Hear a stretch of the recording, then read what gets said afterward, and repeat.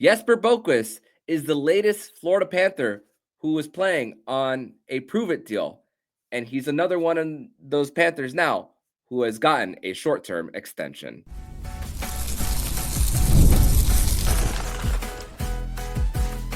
You're Locked On Panthers, your daily podcast on the Florida Panthers. Part of the Locked On Podcast Network, your team every day.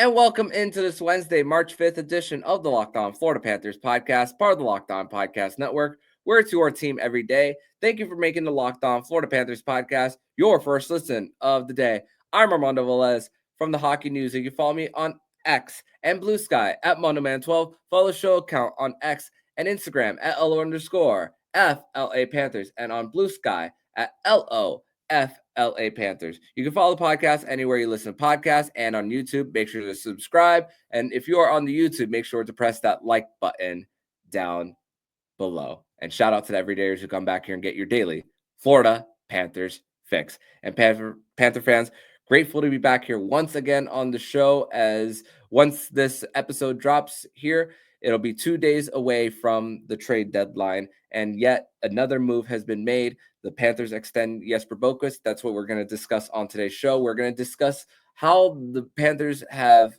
used the best of cheap talent, and we're also going to discuss what if the Panthers move on from both Aaron Ekblad and Sam Bennett, and we're going to discuss more trade options for adding a possible piece for a depth forward. And to do that all on today's edition of the show, it is a Winans Wednesday, which means Jacob Winans is back. And Jacob, what amazing news we heard around 2:00 here, just hearing the news about Jesper Boqvist getting a short-term extension for the Panthers. Took a little bit, maybe like 10 minutes after we heard the news of the actual numbers, but it's a 2-year deal, 1.5 million AAV, and I thought he was going to get a higher dollar amount, to be honest. But this is an outstanding deal and something that fits for the Panthers, as even as for Jesper Boqvist, a prove-it deal after spending 4 seasons with New Jersey, 1 season with Boston Bruins, and now with the Florida Panthers playing a bigger role, penalty kill, plugging in on the second line, and then earned an extension for him. So what amazing news. Yeah, it's something that we've been talking about on this show for months now, that we'd like to see Zito get this done with Jesper Boqvist. He's more than earned the contract, and if not for the Panthers having his RFA rights, if he were to hit the open market the way he's played this season, and with even a decent playoff showing for him this spring, I think his market value could have been double what he got. Yeah. And I don't think that's an exaggeration to say, because if you look at his point pace, he's pacing for somewhere around 40 points, maybe a little less than 40 if you average it out over a total over the total course of the season. But his value, his contribution in all situations, he's played on every line from fourth to second.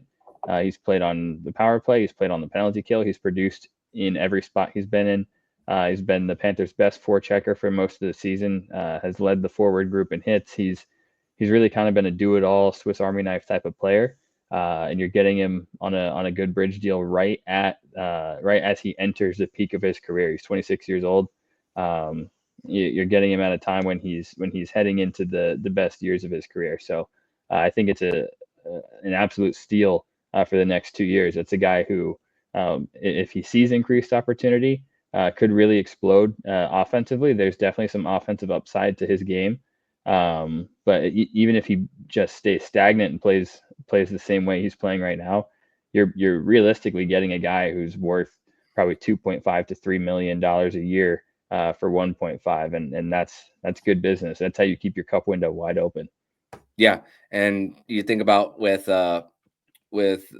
Jesper Boqvist moving up from playing in the World Juniors, playing in Hockeyallsvenskan over in Sweden, and then a little bit up and down with the New Jersey Devils during his start of his career. He's 12 games played away from his career high. He's already has a career high in goals, so the goal rate is already higher than what he was for the years before him. And it's just really, once again, the Panthers just utilizing guys for cheap talent, and we're going to discuss that more later in segment number 2.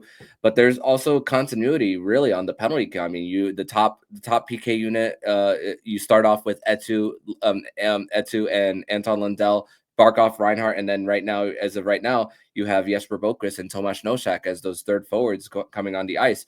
So once again, it's I know the superstars of Barkov and Reinhart are on the ice, but at the same time, the fact that you still don't have to have a Carter Verhaeghe, Matthew Tkachuk when healthy, and even someone like Mackie Samoskevich, it helps them get a little bit of that rest if the Panthers do end up killing those penalties. Obviously, you don't want to be in a situation when you're going into the box 7 times like you did on Monday, but that's also really and the fact that he can plug in on the power play, you could use him in meaningful minutes and spread those out evenly around the middle 6 for him. And like you said, can plug when necessary. We saw it at times when Sam Bennett was hurt early on in the season for him. But here's what Bill Zito has to say about the extension. Quote, Jesper has proven to be a highly competitive and dynamic forward who can be used in all situations. He fits seamlessly within our group, and we are excited to have him continue his career with the Florida Panthers. And the best part is we got our wish regarding this. So that's the best part about it. As we saw the upside, we even saw him unfortunately burn the Panthers last year when he was with the Boston Bruins on the game-winning goal, a nationally televised game at TD Garden. And then to think that it's another one of those contracts that is elevated play for a prove it deal. We've talked about prove it deals with 1-year deals with Oliver Ekman-Larsson last year, this year with Nate Schmidt, even though it hasn't been extremely flashy. But the fact that once again for Jesper, it's still, there's still some youth there. That's the best part. It's not a 30-year-old looking to break out. And the fact that he hasn't gotten a big payday, this is life. Even 1.5 million for him is life-changing money. So that's why for him, I'm excited for also Jesper Boqvist, the person.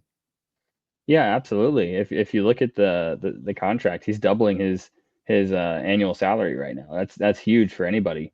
If you woke up tomorrow and found out you were getting a raise of twice your salary, you'd be thrilled. So it's huge for him. We talk about this deal as team friendly. Absolutely, it's a great deal for the Panthers, but it's also a huge deal for Boqvist and his family, and the outlook on his career and his life, even outside of hockey. So we always celebrate these kind of extensions that change the lives of players.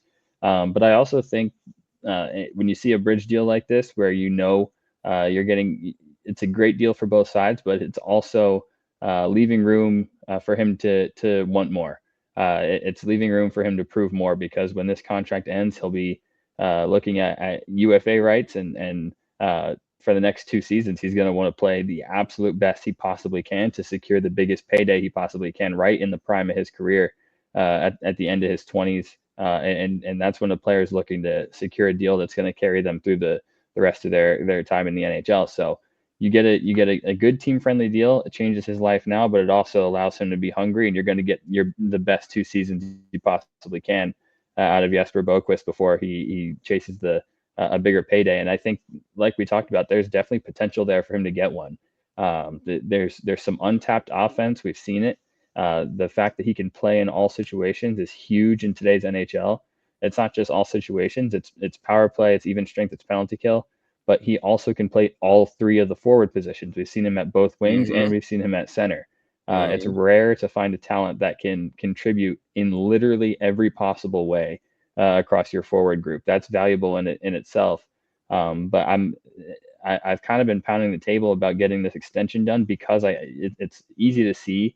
The speed is there, the hands are there. If you just look at some of his goals this season, the goal he scores against New Jersey, walks right around Dougie Hamilton with a crazy deke and scores. I mean, there's some legit offensive upside there. And if the Panthers end up needing to play him in a bigger role, if he needs to have some extended top 6 time, or if he needs to play with a Lundell long term, or end up on Barkov's line, for example, there's there's ability there, and he could really blossom as an offensive talent. And I think there's definitely the potential for him to do that and to grow. So like you said, it's not getting an aging veteran on a good deal. It's getting a guy who's got some youth, who's definitely still got some upside. And stylistically, it's kind of a similar fit, but I would say a better fit than what we had when Nick Cousins kind of stepped up and filled in on the Bennett Kachuk wing, and they went on a deep run with that look. Boqvist has a lot of the same qualities, except younger, maybe a better Feeling offensive upside, and yeah, the ceiling is much higher there. So I think you're looking at a similar style, a similar look and feel, but much higher upside. So it's another gem, another great find by Bill Zito, and I think this more than makes up for the overtime winner he scored against us with Boston last year. I'm willing to let that one go. No doubt. But we're gonna continue the conversation. Segment number 3, where we're gonna discuss. We've discussed so much of the depth players, not the depth players, the core players who are in, especially under contract until 2030. But let's talk about more of just the overall depth of the Panthers, and just to give another overview of just how many players are still the Panthers have brought the best of, who are still making quite little money. We're going to discuss that next here on the Locked On Florida Panthers podcast. Today's episode is brought to you by FanDuel. And when the game tips off, the NBA action is just getting started. There's no better place to get in on it than FanDuel, America's #1 sportsbook. With FanDuel, you can place live bets throughout the game, so even if you miss the opening tip-off or want to bet on a fourth quarter comeback, you can stay in on the action. If you're looking for a bigger payout, you can combine your bets into a same-game parlay. Right now, the FanDuel customers can get 150 in bonus bets if your first bet wins. Just visit FanDuel.com to join today. That's FanDuel.com for your shot at $150 in bonus bets. Once again, 150 in bonus bets. Make every moment more with FanDuel, the official sports betting partner of the NBA.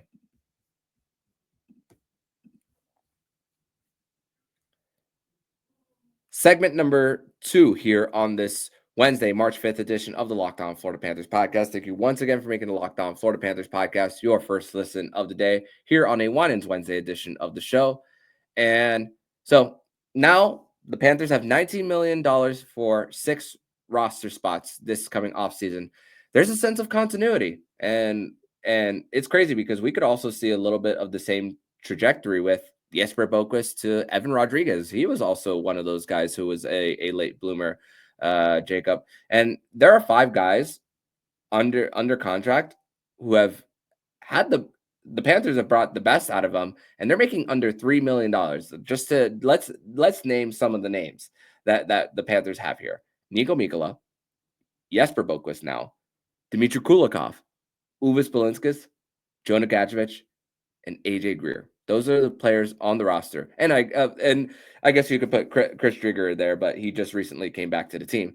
But you look at all those contracts that the Panthers have, and I mean, Niko Mikkola, a shot blocking defenseman, Dmitry Kulikov, who brings the boom, Uvis Belinskis, who was a big part of the first 16 games and has also earned himself an extension, seasoned himself in the AHL. Even spots for Jonah Gadjevich. Even when Mackie Semiskevich was sick a few weeks ago, he plugs in, scores a goal, and also recently scored as well. And then AJ Greer as that Ryan Lomberg replacement for the Panthers. Just the Panthers continuing to just maximize the best out of cheap talent, as we mentioned earlier. Yeah, it's a huge testament to what Bill Zito is capable of doing in talent acquisition and asset management, and finding these underrated gems of players that have kind of been looked over or let go in some cases. It's he really started it the second he got hired. When you bring in guys like Gus Forsling on waivers, you sign Carter Verhaeghe for cheap out of Tampa after they could have kept him as an RFA. I don't even want to think about what Tampa would look like had they kept Carter Verhaeghe, and they easily could have. That's a scary thought. Anthony Duclair that year, I mean, he really started his tenure as a GM right away, making these great bargain signings, and you're seeing the trend continue. Seems like he's had a ton of luck with forwards, and it gets to the point where you can no longer call it luck. They've got the secret sauce when it comes to scouting, and getting guys that are committed to staying here and growing here is another big part of it. Players don't have to sign an in-season extension. The players can certainly bet on themselves and take it all the way to the end of the season. It's some guy. There are obviously guys who have RFA rights, but they're not required to sign an extension mid-year. They can bet on themselves, bet on a good playoff run, bet on a good regular season, and ask for a bigger salary when it comes negotiating time. But these are guys who are eager to get a deal done and stay with the Panthers and continue to grow with the Panthers, and that's a big part of it too. The culture that the Panthers have built. They've built a culture where players trust coaching, they trust management, they trust that they're going to get the opportunities here, and they trust that they're going to develop here. And that's what you need in order to keep your cup window open, to be able to find inexpensive talent, develop that talent. We've seen, after the Stanley Cup win, we've seen what it looks like when that talent really peaks, and then they earn their paydays elsewhere. But that's part of the business, and you got to be happy for those guys who take a chance on the Panthers. The Panthers take a chance on them. They do their time, they develop, they become really good players, and then they get paydays elsewhere. But hopefully they win something here in Florida on the way to doing that. So this next group of guys that the Panthers are bringing in, I'd love to keep Jesper Boqvist for his entire career. His trajectory may end up seeing him get a big payday elsewhere one day, but you can't be upset with it, because it's beginning to be a cycle and a trend now. The Panthers have a culture of talent development, talent acquisition, great asset management, and fantastic scouting. And that's the secret sauce. That's the recipe for success to continue contending. So it's something we got to be happy with. I'm really, really impressed to see that Bill Zito and this front office have been able to continue doing it. It's not just a couple of lucky breaks. This is it's a real program they have now. It reminds me of the famed Heat culture. It's kind of the Panthers culture now. Yeah. So with $19 million left, I just did the quick math. So that would have the Panthers averaging giving out $3.16 million per player, but obviously not every player is valued the same. We know that Mackie Samoskevich is going to get some type of deal for him. So again, this begs the question just about the whole situation with Aaron Ekblad or Sam Bennett here, with what's going to happen. And I mean, for them, there's also the possibility for the Panthers to also go in a direction of more bridge guys for the Panthers, short-term deals for them. If they both end up walking for the Panthers. Let's actually start with the forwards for this one, as something that we've discussed prior to prior to recording. There's a few players who have been extended or traded already. Jake Evans it was extended by Montreal. Trent Frederick was part of a 3-way deal with Edmonton, New Jersey, retaining some salary. But there's also an opportunity for the Bill Zito to use this money that he freed up with Matthew Tkachuk being placed on LTIR. Good news is we spoke about Yanni Gourde. We were like, I don't know if he's coming back, but he's skating for the Panthers. And the thing is for Yanni Gourde is that the Panthers can eat the whole contract, just north of $5 million, and he has a 23-team no trade clause. So we don't know if the Panthers are on it, but that the opportunity really is for them to really put themselves in a position to add to the fourth line. And if they do trade for a guy with term, for example, Scott Laughton, who has 1 year left on his deal, which he had a hilarious tweet the other day of the Last Supper impersonating that. If they do end up trading for Scott Laughton, someone who has terms, I think that's writing on the wall for what could happen and signaling to the world that the Panthers and Sam Bennett are not exactly at the same number, and that they do believe that Lundell could graduate to 2C. But getting Scott Lawton here, if you were to do it at the deadline, you're adding to that depth for the bottom of the lineup, and not risking and also with the roster management, getting a guy in with and one less thing you have to do as far as signing another forward for the lineup. Yeah, definitely. Getting a forward who has an extra year, it's kind of I am sort of torn on it because I don't want to see it happen because Yeah. that would signal to me that okay, Sam Bennett, he's in his last days as a Panther. So I would love to see them prioritize guys that are rentals, Yes. 1 year That's my guys, preference as and well. if that's the case, then personally for me it becomes, well, this means they believe that Sam Bennett can be kept. So I think that's what everyone's kind of pulling for, but also the realistic side of the business. Sam Bennett has played a fantastic season and really put himself in a position to secure a huge payday. I think it's a tough time for the Panthers to try to get a deal done with him because he started the season red hot, had that huge slump where he couldn't score a goal. Panthers were dealing with a bunch of injuries, and it was kind of just uh, the sluggish part of the year for them. And then he gets hot right before Four Nations, then goes to Four Nations and puts on an excellent showing at Four Nations after being healthy scratched the first game, and immediately it's got everyone's eyes back on him. He's a guy that any team that's contending would want. So that dollar figure could be problematic for the Panthers. But with that said, I don't think he's completely irreplaceable. I think his stats are relatively replaceable. I think Lundell has the potential and the upside, and he's taken a big step forward this year following an excellent playoffs. I think Lundell is more than capable of being a 2C. And if they get a third line center via trade, you can sort of replace the stats, the culture fit. Scott Lawton is definitely a Panther type player.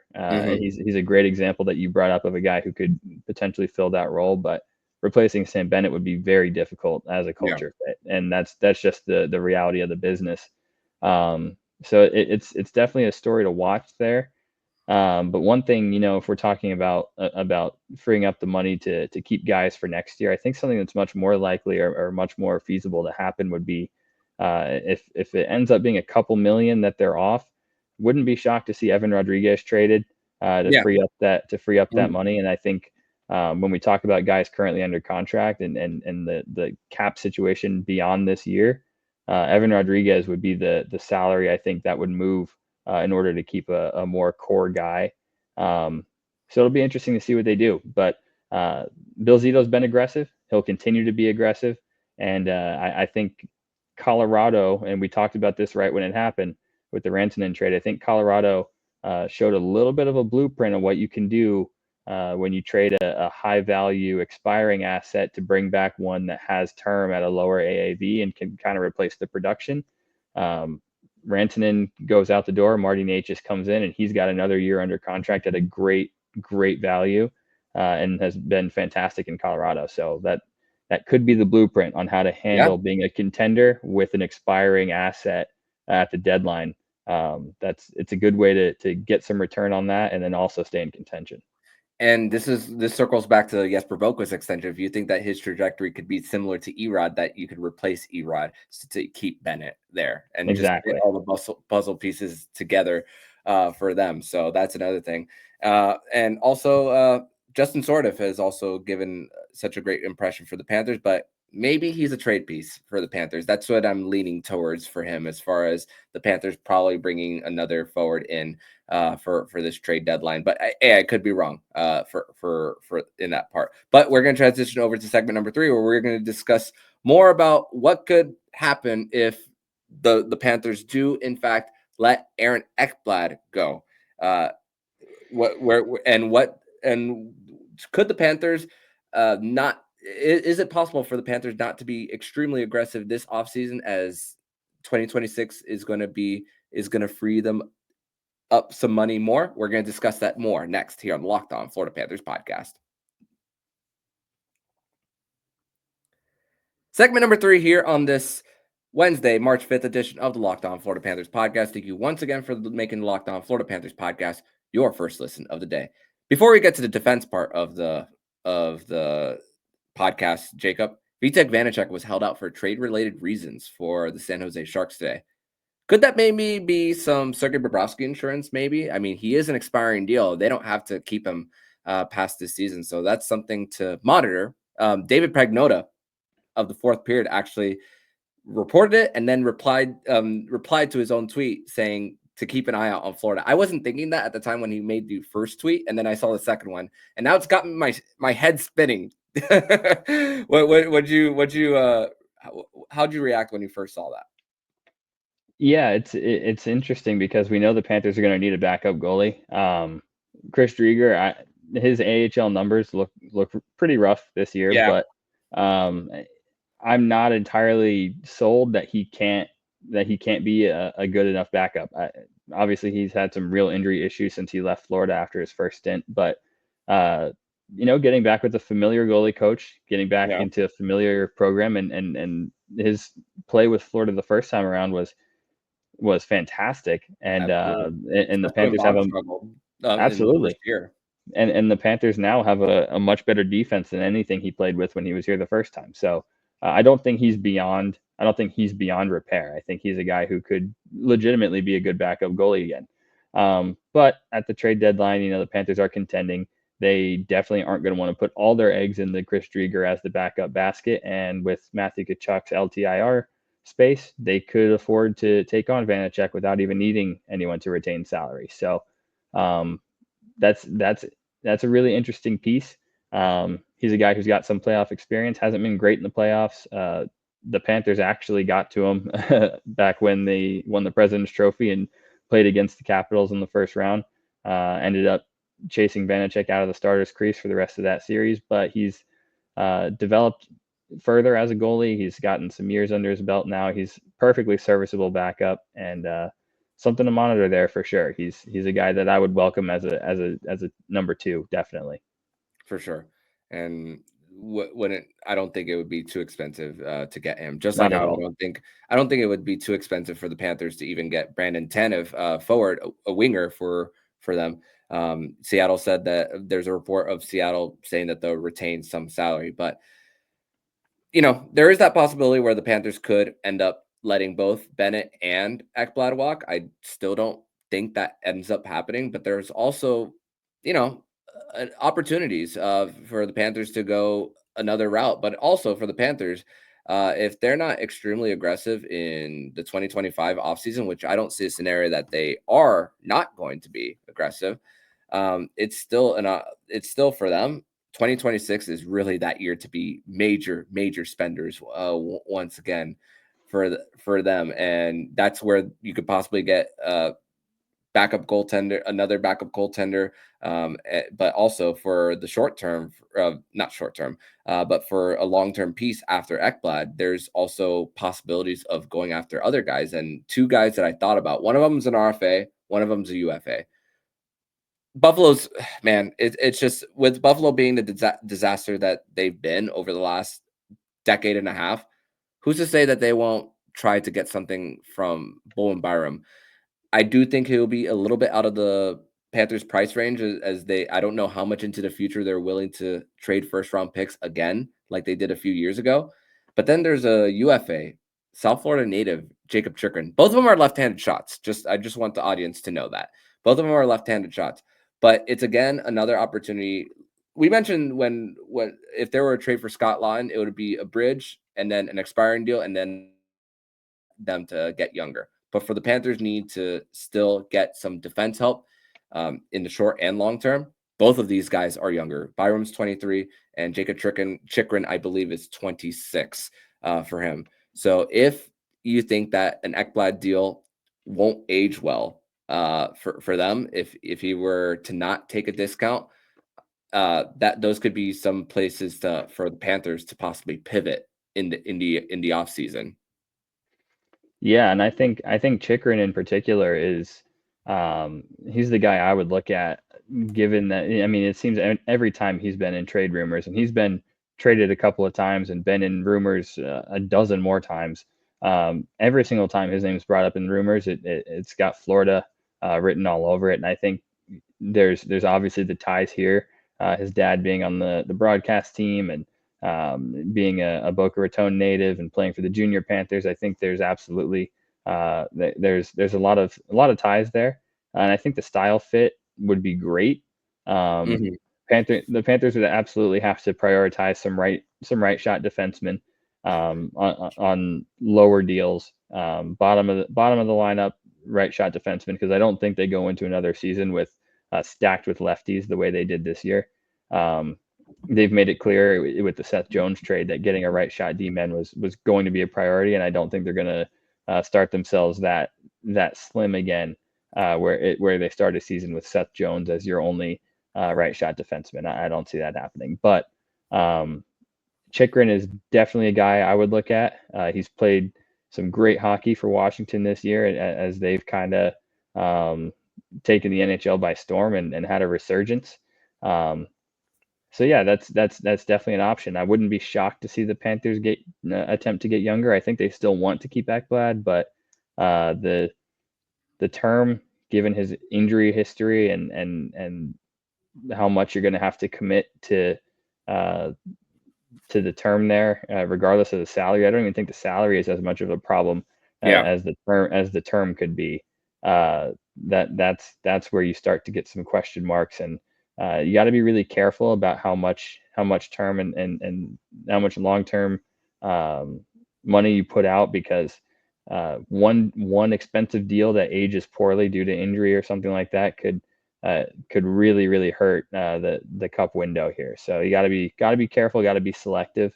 And if there's a less expensive or younger upgrade that Bill Zito's got his eyes on, I'm going to trust management on that. But I think we'd all love Ekblad to stay. It's just can you make the salary and the term work? That's the tricky part of the business. And here's something that Greg Wyshynski today on the sheet spoke about. And he spoke about how he feels that the Panthers are headed into a direction kind of similar to the Vegas front office, where you have to take emotion out of it, and the fact that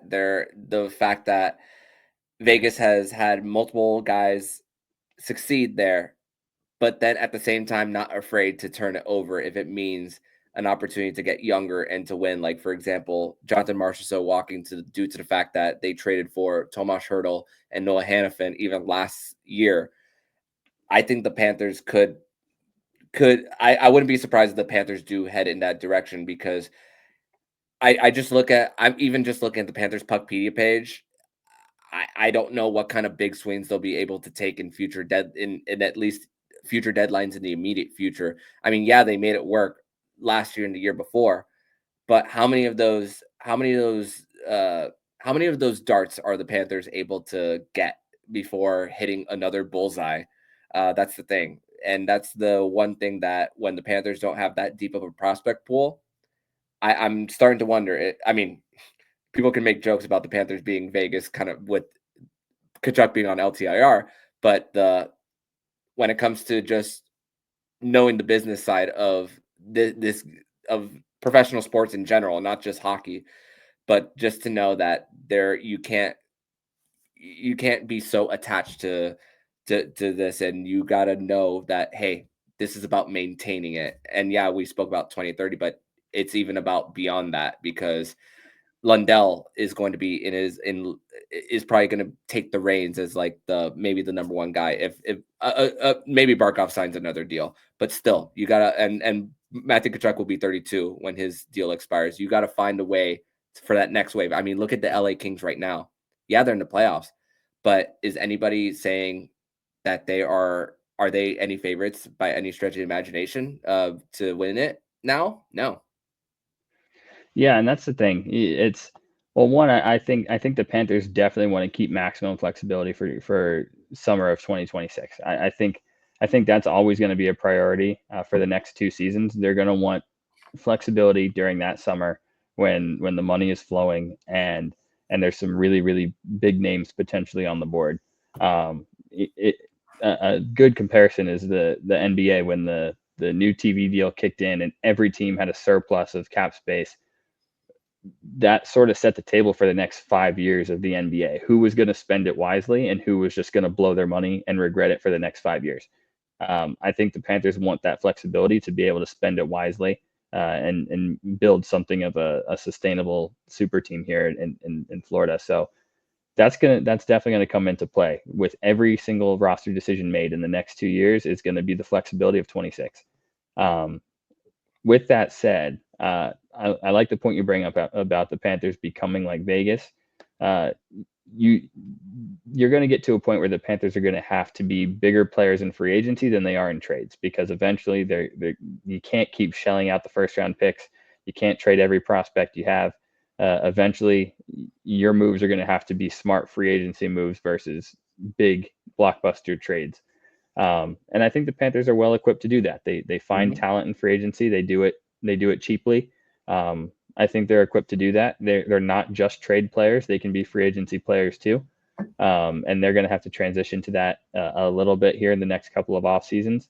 But with that said, it's a good point you make about Vegas, because teams who contend and teams who win, you're kind of faced with two options, right? You can either take like the New England Patriots model where, they didn't really get satisfied with a couple of Super Bowls and sign everybody and give everyone their farewell tour and let them ride out their glory years in New England. There are guys who were key contributors on Super Bowl teams that were traded a few weeks after winning it to continue building a contender and keeping a contender. And I know that hurts for you to hear as a Dolphins fan, bringing back some tough AFC East memories there. I'm no Patriots fan myself, but they were known for being ruthless businessmen in that front office and not being attached to players who were huge parts of winning Super Bowls. Vegas has kind of taken on that same model. They want to swing for the fence every single year. And if it comes at the cost of loyalty to guys who helped you win it, that's just the business of doing it. And then there are teams like the LA Kings, like you said, win a couple of Stanley Cups, and then they sign everybody. They want to keep everyone there forever. And they kind of run themselves into a situation where you got some overpaid aging stars that are mixed in with the new wave of young talent, and it doesn't quite gel perfectly. And the timelines are a little bit off as far as career trajectory, and you're stuck sort of in limbo where you're a playoff team, but you're not really a contender. You're pretty much a guaranteed first round exit every year unless you get really lucky.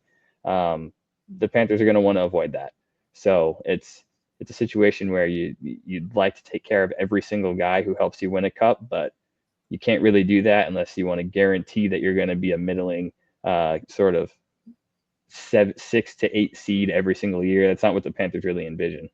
Yeah, and the Patriots manipulating the compensatory formula for them as well. Yep. And also, even recently, the Eagles, who won the Super Bowl, they've released a few of their players, even the last few days after winning the Super Bowl. So you got to keep the long term in mind for each franchise in pro sports. And the Panthers, they take very calculated risks. So we'll see. But yes, flexibility is all about 2026 for them. But Jacob, I want to thank you so much for joining me on this edition of the Locked On Florida Panthers podcast.